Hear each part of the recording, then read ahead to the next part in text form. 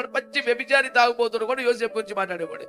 తీరా జైలుకి వెళ్ళాక అడుగుతారు ఖైదీలు, ఎరా ఏం చేసి వచ్చావు అంటే, నేను చాలా పరిశుద్ధునండి, నేను చేయలేదండి, నేను చాలా దేవుని భయం సరే మేము కూడా ఇలాగే చెప్తాం కానీ చెప్పరా, జడ్జి గారి దగ్గర చెప్పొద్దులు కానీ మాకు చెప్పు, మనందరం ఆపేచ్చే కదా.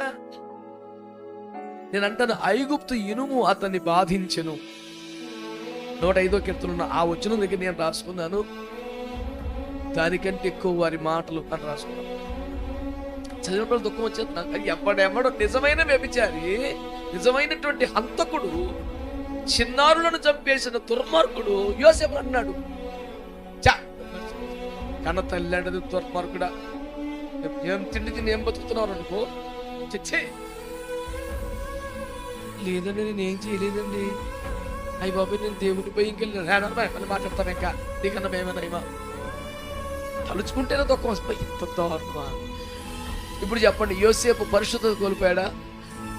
అట్లా కానీ ఏం పోయింది? పరువు పోయింది. ఇంకా అసలు తలెత్తుకునే పరిస్థితి ఉంటుంది ఆ దేశం మీద. చెప్పండి, నేనేమంటున్నానంటే, గౌరవ మర్యాదలతో దేవుని సేవకులుగా బ్రతుకుతున్న మనకి ప్రాణం పోయినా పెద్ద ఇబ్బంది ఉండదు, పరువు పోతే కష్టం. నిన్ను సువార్తల మీద ఉన్న చంపేంత హ్యాపీగా చచ్చిపోతావు, కానీ నువ్వు పరువు పోయేలాగా ఇంత అబండాలు నేమేదేసి నిన్ను దోషిగా దొంగ రుజువులు పట్టుకొచ్చి ప్రజల ముందు నిలబెడితే చచ్చిపోవాలనిపిస్తుంది.